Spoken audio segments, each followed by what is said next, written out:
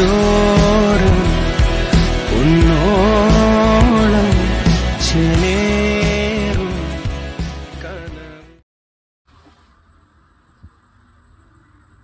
വൈകുന്നേരം ഒരു 5:30 കഴിഞ്ഞ സമയത്താണ് ഞാൻ വെള്ളത്തിൽ കയറിയത്. നിങ്ങൾ അത്രയും വൈകാൻ നിൽക്കണ്ട.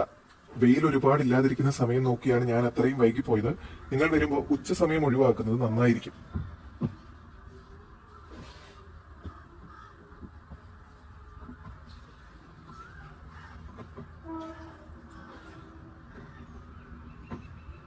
ട്രെയിൻ ഹോൺ അടിച്ച സൗണ്ട് നിങ്ങൾ കേട്ടല്ലോ. റെയിൽവേ സ്റ്റേഷൻ വളരെ അടുത്താണ്. നടന്നു വരാൻ പറ്റുന്നവർക്ക് നടന്നു വരാനുള്ള ദൂരമേ ഉള്ളൂ ഈ വള്ളങ്ങളൊക്കെ സവാരി ആരംഭിക്കുന്ന സ്ഥലത്തേക്ക്. പ്രധാനമായി ഞാനിപ്പോൾ കയറിയിരിക്കുന്ന വള്ളവും പിന്നെ സൈഡിലായി നിങ്ങൾ കാണുന്ന ശിക്കാര വള്ളങ്ങളുമാണ് ഇവിടെ കൂടുതലായി ഉള്ളത്. അതോടൊപ്പം തന്നെ ഈ സവാരിക്കിടയിൽ കയാക്കിങ്ങും പെഡൽ ബോട്ടിങ്ങും ഞാൻ കണ്ടിരുന്നു. അപ്പോൾ അതിനുമുള്ള അവസരം മൺട്രോത്തുരുത്തിലുണ്ട്. ഞാൻ എന്തായാലും ഈ വള്ളത്തിന്റെ വിശദാംശങ്ങളാണ് ഈ വീഡിയോയിൽ പങ്കുവെക്കുന്നത്. മറ്റുള്ളവയുടെ നിരക്കിനെ സംബന്ധിച്ച് എനിക്ക് വ്യക്തമായ ഐഡിയ ഇല്ല.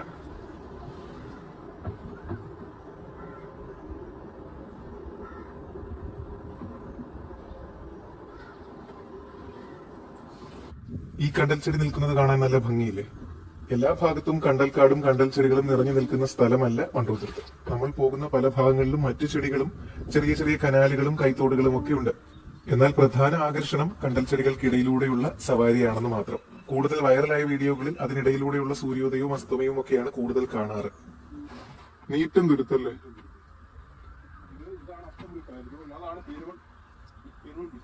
പെരുമൺ പാലം. ആഹാ. ട്രെയിനിന്റെ ഓ, ഇപ്പൊ അവിടെ പാലം പണി നടക്കുവാണെന്നോ? മറ്റേ ട്രെയിനിന്റെ പാലം ഉണ്ട്, വണ്ടിക്ക് പോകാനുള്ള പാലം ഇല്ല. ഓക്കെ. നമ്മുടെ വള്ളം തുഴയുന്ന ചേട്ടന്റെ പേര് അഖിൽ എന്നാണ്. പുള്ളിയുടെ 2 മൊബൈൽ നമ്പർ ഞാൻ വീഡിയോയുടെ ഡിസ്ക്രിപ്ഷനിൽ കൊടുത്തേക്കാം. നിങ്ങൾ പോകുമ്പോൾ നിങ്ങൾക്ക് ഈ വള്ളത്തിൽ കയറാൻ താല്പര്യമുണ്ടെങ്കിൽ പുള്ളിയെ വിളിക്കാം. റെയിൽവേ സ്റ്റേഷനിൽ ഇറങ്ങിയപ്പോ അവിടെ തിരക്കിയപ്പോ 1 മണിക്കൂറിന് 500 രൂപയാണ് വള്ളത്തിൽ പോകുന്നതിന്റെ നിരക്ക് എന്നാണ് അറിയാൻ കഴിഞ്ഞത്. അഖിൽ ചേട്ടനോട് സംസാരിച്ചപ്പോഴും 1 മണിക്കൂർ 500 രൂപ നിരക്കാണ് എന്നോട് ആദ്യം പറഞ്ഞത്. പിന്നെ ഈ വള്ളം തുഴഞ്ഞ് ഈ ഭാഗത്തൂടെയൊക്കെ പോകുന്നത് അത്ര എളുപ്പ പണിയല്ല. അതുകൊണ്ട് 1 മണിക്കൂർ കൊണ്ട് ഒരുപാട് സ്ഥലങ്ങൾ കാണാൻ സാധിക്കുമെന്ന് കരുതണ്ട. അത് വളരെ ശ്രമകരമായ ഒരു കാര്യം കൂടിയാണ്. ഞാൻ 1 മണിക്കൂറല്ല യാത്ര ചെയ്തത്. മൺട്രോത്തുരുത്തിലെ പ്രധാന ഭാഗങ്ങളിലൊക്കെ പോയി ഒറ്റക്കണ്ടൽ എന്ന ഭാഗത്തൊക്കെ കുറച്ച് സമയം ചിലവഴിച്ച ശേഷമാണ് ഞാൻ മടങ്ങിയെത്തിയത്. അതിനെല്ലാം കൂടി ചേർത്ത് 800 രൂപയാണ് എന്റെ കയ്യിൽ നിന്ന് വാങ്ങിയത്. യാത്ര ആരംഭിക്കുന്നതിന് മുൻപ് തന്നെ എത്ര രൂപയാണ്, എത്ര സമയമുണ്ടാകും, ഏതൊക്കെ ഭാഗങ്ങളിലാണ് പോകാൻ സാധിക്കുക, ഇവയൊക്കെ പറഞ്ഞുറപ്പിച്ച ശേഷം യാത്ര ആരംഭിക്കുക. ഒരു കാര്യം പ്രധാനമായി ശ്രദ്ധിക്കേണ്ടത്, പരമാവധി 8 പേർക്കാണ് ഞാൻ ഇപ്പോൾ കയറിയ വള്ളത്തിൽ കയറാൻ അവസരമുള്ളത്. ലൈഫ് ജാക്കറ്റ് ധരിക്കുന്നതിന്റെ പ്രാധാന്യത്തെ പറ്റി എടുത്തു പറയേണ്ട കാര്യമില്ലല്ലോ. ഞാൻ ലൈഫ് ജാക്കറ്റ് ധരിച്ചാണ് ഈ വള്ളത്തിൽ ഇരിക്കുന്നത്. 8 ലൈഫ് ജാക്കറ്റും ഇവിടെ അവൈലബിൾ ആണ്. ഒന്നുകൂടി എടുത്തു പറയുകയാണ്, പരമാവധി 8 പേർക്കാണ് ഈ വള്ളത്തിൽ കയറാൻ അവസരമുള്ളത്. 8-ൽ കൂടുതൽ പേര് വന്നിട്ട് ഞങ്ങൾക്ക് എല്ലാവർക്കും കൂടി ഒരു വള്ളത്തിൽ കയറണമെന്നൊക്കെ നിർബന്ധം പിടിക്കുന്നതിൽ കാര്യമില്ല.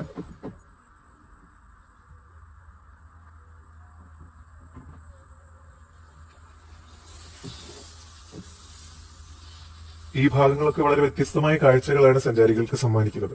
വളരെ വീതി കുറഞ്ഞ ചെറിയ കനാലുകൾക്കിടയിലൂടെ ഒക്കെ ഈ വള്ളത്തിന് പോകാൻ സാധിക്കും.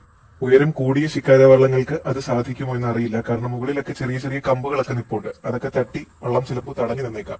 എന്നാൽ ഞാനിപ്പോൾ പോകുന്ന ഈ വള്ളത്തിന് അങ്ങനെ ഒരു ബുദ്ധിമുട്ട് എങ്ങും അനുഭവപ്പെട്ടില്ല. വളരെ ഉയരം കുറഞ്ഞ കലിങ്ങുകൾക്കടിയിൽ കൂടെയും ഈ വള്ളം പോയിരുന്നു. അതൊക്കെ നിങ്ങൾക്ക് ഈ വീഡിയോയിൽ കാണാം.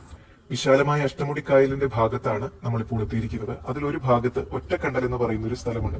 ആ ഒരു ഒറ്റ കണ്ടൽ ചെടി നിൽക്കുന്നത് കൊണ്ടാകാം അങ്ങനെ പേര് വന്നത്. പണ്ടിവിടെ ഒരു ഉയർന്ന പ്രദേശമായിരുന്നു. വെള്ളം കയറി അവിടെ ആ ഒറ്റക്കണ്ടൽ മാത്രമായി മാറിയതാണ്. തിരിച്ചു വരുമ്പോൾ നമുക്ക് അവിടെ ഇറങ്ങി നിൽക്കാം.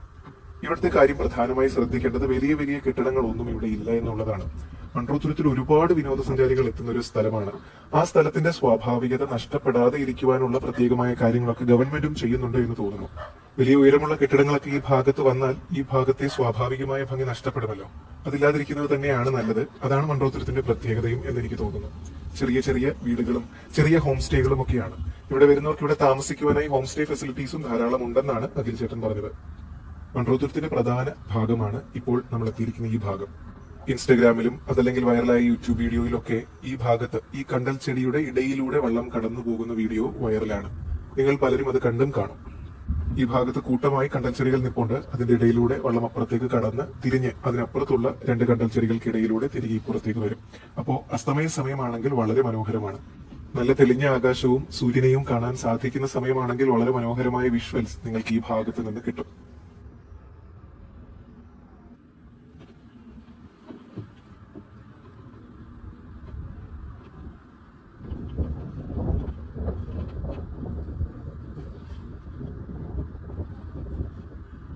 ഞാൻ നേരത്തെ പറഞ്ഞ നിരക്ക് ഒരാളുടെ നിരക്കാണ് വള്ളത്തിൽ ഇവിടെ സവാരി നടത്തുന്നതിന്. 8 പേര് വരുമ്പോൾ അതിനനുസരിച്ചുള്ള എമൗണ്ട് ആകുമെന്ന് നിങ്ങൾ ഓർക്കുക. പിന്നെ ഈ വള്ളം തുഴയുക എന്നത് ചെറിയ നിസ്സാരമായ കാര്യമല്ല. അത് നിങ്ങൾക്ക് കാണുമ്പോൾ മനസ്സിലാകും എത്രമാത്രം ശ്രമകരമായ ഒരു ജോലിയാണ് വള്ളം തുഴഞ്ഞ് ഇത്രയും ഭാഗത്ത്, അതും അഷ്ടമുടി കായലിന്റെ ചില ഭാഗങ്ങളൊക്കെ നല്ല ആഴമുള്ള പ്രദേശമാണ്. ആ ആഴമുള്ള ഭാഗങ്ങളിലൂടെയൊക്കെ ഈ വള്ളം ഇങ്ങനെ കൊണ്ടുപോകുക എന്ന് പറയുന്നത് ബുദ്ധിമുട്ടുള്ള കാര്യം തന്നെയാണ്.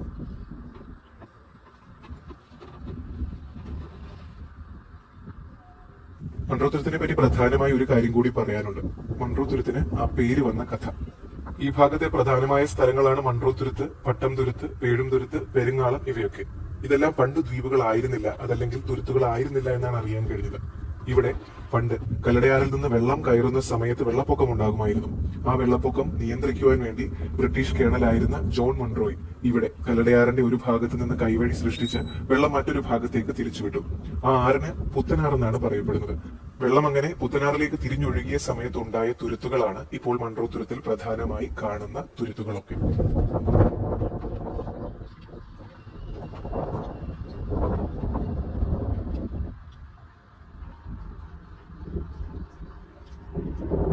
വളരെ ചെറിയ കലിങ്ങുകൾക്കിടയിൽ കൂടി പോലും വെള്ളം പോകുമെന്ന് ഞാൻ പറഞ്ഞില്ലേ.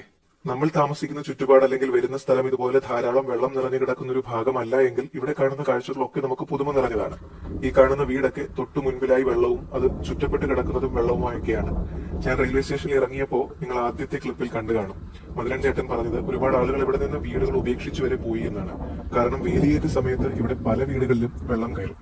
മൺട്രോ തുരുത്ത് അറിയപ്പെടുന്നത് സിങ്കിങ് ഐലൻഡ് ഓഫ് കേരള എന്നാണ്, കേരളത്തിലെ മുങ്ങിക്കൊണ്ടിരിക്കുന്ന ദ്വീപ്. മൺട്രോ തുരുത്ത് നേരിടുന്ന ഒരു പ്രധാന പ്രശ്നമാണത്. പല ഭാഗങ്ങളിലും വേലിയേറ്റ സമയത്ത് വീടുകൾക്കുള്ളിൽ വെള്ളം കയറാറുണ്ട്. ആ ബുദ്ധിമുട്ടുള്ള സാഹചര്യം കാരണം പലരും വീട് ഉപേക്ഷിച്ചു പോയതും ഇവിടെ വന്നാൽ നിങ്ങൾക്ക് കാണാൻ സാധിക്കും. ഗ്ലോബൽ വാർമിംഗിന്റെ ഭാഗമായൊക്കെ പണ്ടുയരുന്നതിൽ കൂടുതൽ ജലം ഇപ്പോൾ വേലിയേറ്റ സമയത്ത് ഇവിടെ ഉയരാറുണ്ട്.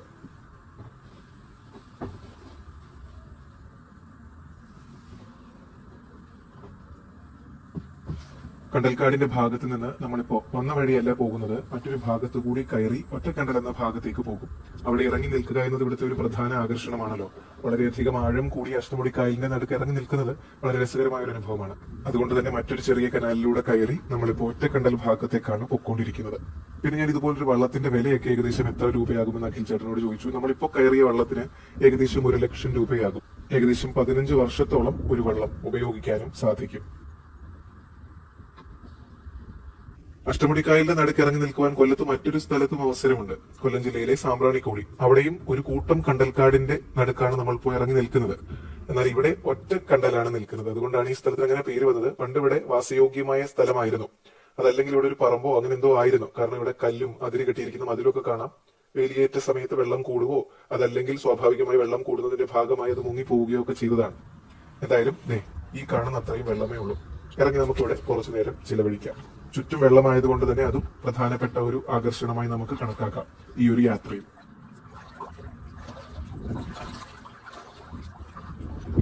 വെള്ളത്തിൽ ഇറങ്ങി നിൽക്കുമ്പോൾ കല്ല് കാലിൽ തട്ടാതിരിക്കാൻ ശ്രദ്ധിക്കണം. പിന്നെ നേരത്തെ ഞാൻ പറഞ്ഞു വന്നൊരു കാര്യം പൂർത്തീകരിച്ചിരുന്നില്ല. കല്ലടയാറും അഷ്ടമുടി കായലും ചേരുന്ന ഭാഗത്താണ് നമ്മുടെ ഈ മൺട്രോ തുരുത്ത് ഇപ്പോ നിലനിൽക്കുന്നത്.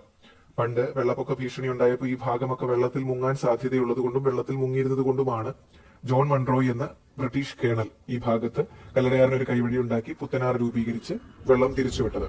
അദ്ദേഹത്തോടുള്ള ആദര സൂചകമായാണ് ഈ തുരുത്തുകൾക്കെല്ലാം മൺട്രോ തുരുത്ത് എന്ന് പേര് നൽകിയിരിക്കുന്നത്. കേണൽ ജോൺ മൺട്രോയ് എന്നാണ് അദ്ദേഹത്തിന്റെ പേര്. അസ്തമയ സമയമാണെങ്കിലും വ്യക്തമായി അങ്ങോട്ട് അസ്തമയം കാണാൻ പറ്റിയില്ല. എങ്കിലും ആകാശം കാണാൻ ഭംഗിയൊക്കെയുണ്ട്.